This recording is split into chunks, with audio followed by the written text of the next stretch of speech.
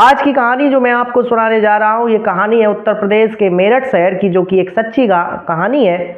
और आज के समाज में कब कौन किस मोड़ पर आपको मिल जाए और आपके साथ क्या हो जाए, इसलिए आपको सावधान और सतर्क रहने की सलाह दी जाती है। दोस्तों, उत्तर प्रदेश का मेरठ शहर, और मेरठ शहर में एक लड़का जिसका नाम सचिन राजपूत, 2015 के आसपास की ये बात है। 2015 के आसपास सचिन राजपूत बीटेक की पढ़ाई कर रहा था, और बीटेक की पढ़ाई करते करते अचानक एक दिन वो किसी बाजार में जाता है और वहाँ पर एक लड़की जिसका नाम मुस्कान था, उससे उसकी आंखें चार होती हैं। और आंखें चार होने के बाद दोनों एक दूसरे से अपना नंबर ले लेते हैं, बदल लेते हैं। और नंबर बदलने के बाद जो सचिन था उस मुस्कान को फ़ोन करता है। धीरे धीरे उनके बीच बातचीत बढ़ती है, और बातचीत इतनी बढ़ती है कि वो शादी पर आ पहुँचती है। सचिन मुस्कान से शादी का प्रस्ताव रखता है। मुस्कान भी सचिन की बात को मान जाती है और अपने घर में बताती है कि मैं सचिन राजपूत नाम के लड़के से प्रेम करती हूँ और मुझे शादी करनी है।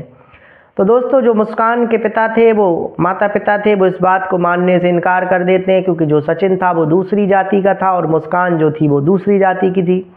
ऐसे में उन दोनों ने घर से भाग करके कोर्ट मैरिज कर ली, और कोर्ट मैरिज करने के बाद अब उन्होंने सोचा कि मेरा प्यार, अब मुझे कोई भी नहीं हम लोगों को एक दूसरे से अलग कर सकता है, और जीवन को आगे बढ़ाने लगे। सब कुछ बढ़िया चल रहा था। जो सचिन था वो मर्चेंट नेवी में उसको जॉब मिल गई।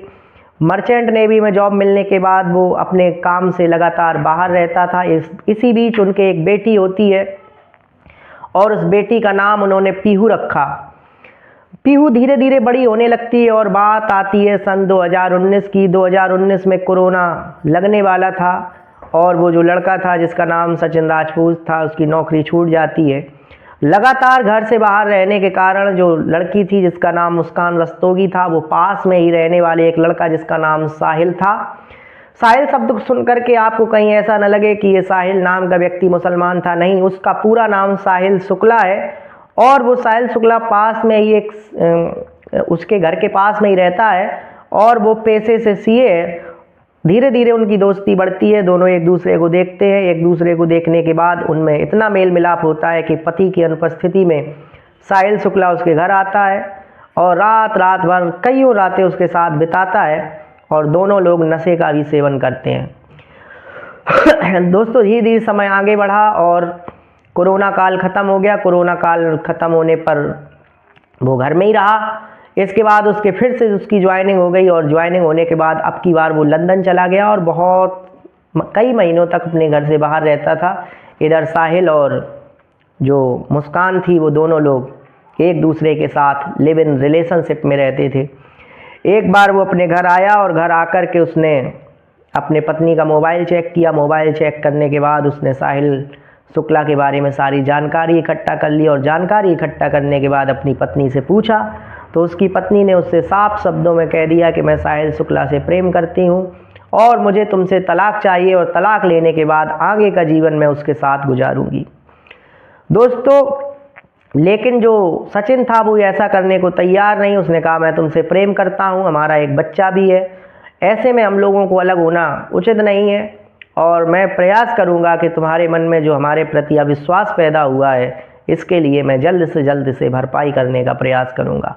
दोस्तों, समय बढ़ता रहता है, और समय आता है 25 फरवरी की रात 2025। 25 फरवरी 25 फरवरी को उसकी पत्नी का जन्मदिन था। तो सचिन ये सोचता है कि मेरी जो पत्नी है वो मुझसे बहुत खफा रहती है, तो क्यों ना मैं उसे सरप्राइज़ दूँ, और सरप्राइज़ देने के बाद वो बड़ा खुश होगी। लेकिन उसे नहीं मालूम था कि ये रात उसकी अंतिम रात होगी। वो आता है 24 फरवरी की रात को, और 25 फरवरी को अपनी पत्नी का जन्मदिन मनाता है, और जन्मदिन मनाने के बाद 28 फरवरी को उसकी बेटी का जन्मदिन था, और 28 फरवरी को वो अपनी बेटी का जन्मदिन मनाता है। और दोस्तों, 4 मार्च की वो भयानक रात, जब उसने भोजन किया, उसकी पत्नी ने उसे भोजन कराया। भोजन कराने के बाद उसके भोजन में नशीला पदार्थ मिला दिया, और नशीला पदार्थ मिलाने के बाद वो जाकर के सो गया, और उसकी पत्नी चाकू लेकर के अपने दोस्त, जो उसका प्रेमी था जिसका नाम साहिल शुक्ला था, उसकी मदद से उसके छाती पर जाकर के बैठ जाती है, और एक के बाद एक चाकुओं का प्रहार करती है। वो लगातार अपने प्राणों की भीख मांगता है, और बार बार कहता है, जैसा तुम कहोगी मैं वैसा करूँगा, लेकिन उसको थोड़ा सा भी रहम नहीं आता है। पैर उठाने की कोशिश करता है तो देखता है कि किसी व्यक्ति ने उसके पैर पकड़ रखे हैं। थोड़ी देर बाद मामला बदल जाता है, जो व्यक्ति पैर पकड़े था वो चाकू पकड़ लेता है और जो उसकी पत्नी चाकू पकड़े थी वो पैर पकड़ लेती है और एक के बाद एक मारते मारते उसके कई टुकड़े करके अब वो कहता है कि इस लाश को हम बाहर ले जा कर के थोड़ा थोड़ा करके फेंकेंगे। तो जो साहिल था वो समझाता है कि अगर हम बार बार घर से बाहर निकलेंगे तो बाहर लगे हुए सीसीटीवी में हम कैद हो जाएंगे। कुछ काम ऐसा करते हैं कि यहीं पर काम ख़त्म कर देते हैं। तो देखा कि बाथरूम में एक ड्रम रखा है, उस ड्रम में उस लाश को भरा। लाश भरने के बाद सीमेंट का घोल सीमेंट बाज़ार से ख़रीद करके लाते हैं और सीमेंट का घोल बना करके उस ड्रम में भर देते हैं। और भरने के बाद लगभग 5 मार्च को वो लोग मनाली निकल जाते हैं अपने प्रेमी के साथ और लगभग 13 दिन अपने प्रेमी के साथ मनाली में घूमते हैं। और ऐसे में जो फ़ोन था सचिन राजपूत का वो भी साहिल शुक्ला के पास रहता है। उसके घर का जो फ़ोन आता है वो कॉल रिसीव नहीं करता, मैसेज में जानकारी देता है कि मैं यहाँ हूँ, मैं वहाँ हूँ। और 13 दिन आने के बाद वो अपने घर आती है और घर आने के बाद अपनी माँ को फ़ोन करती है, मुस्कान रस्तोगी जिसका नाम है, और अपनी माँ से कहती है कि माँ मेरी बेटी से मेरी बात करा दो। उसकी माँ कहती बेटा तुम बड़ी घबराई हुई लग रही हो, क्या बात है? तो कहती हाँ माँ मैं घबराई हूँ और मैं घर आकर के तुम्हें सारी बात बताती हूँ। और घर जाती है, घर जा कर के बताती है कि वो दामाद जी, वो पूछती है उसकी माँ के दामाद जी कहाँ हैं और कई दिनों से मेरी उनसे बात नहीं हुई, कृपया मेरी बात कराओ। पहले तो वो इधर उधर के बहाने बनाती है लेकिन बाद में टूट जाती है और बता देती है कि मैंने अपने पति को इस तरीके से मार डाला है। उसके पिता तो तुरंत पास के ही थाने में जाते हैं और वहाँ पर सूचित करते हैं। पुलिस आती है, जांच करती है, बाथरूम से ड्रम को निकालती है और पोस्टमार्टम के लिए भेज देती है। पोस्टमार्टम में ये पता चलता है कि बड़ी ही बेरहमी से उसको मारा गया है।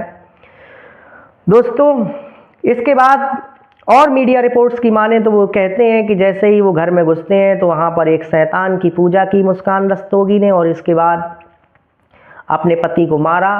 पति को मारने के बाद उसकी लाश को ठिकाने लगा दिया, लेकिन 13 दिन के बाद उसने ये जो रहस्य था खुद कबूल कर लिया। वो इससे ज़्यादा इस बात को नहीं सहन कर सकी और पुलिस उसे पकड़ करके गिरफ्तार करके जेल भेज देती है।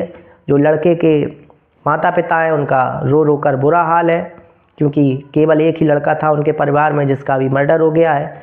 और लड़की के माता पिता भी बहुत दुखी है। वो भी अपनी लड़की को कह रहे हैं कि मेरी लड़की के जो आचरण है वो फांसी योग्य है, अगर सरकार इसे फांसी नहीं देगी तो मैं इसे फांसी दूंगी और ऐसी लड़की से होना तो मेरे कोई पुत्र ही ना होता या कोई संतान ही ना होती, ही अच्छा है। तो दोस्तों आज की कहानी बहुत भयावह थी, रोंगटे खड़े कर देने वाली थी। जिस तरीके से संबंधों के बीच दरार, पहले प्रेम, इसके बाद संबंधों के बीच दरार और दरार के बाद खून, व्यक्ति का खून। दोस्तों वो चाहते तो एक दूसरे को तलाक दे करके अपना अलग भी रह सकते थे और अच्छा जीवन काट सकते थे, लेकिन उन्होंने जो रास्ता चुना, कैसे चुना, क्यों चुना, ये तो वही बता पाएंगे और कानून तय करेगा। लेकिन इस कहानी पर आपकी क्या राय है कमेंट बॉक्स में ज़रूर बताएं। दिल की गहराइयों से आपका बहुत बहुत धन्यवाद। नमस्कार।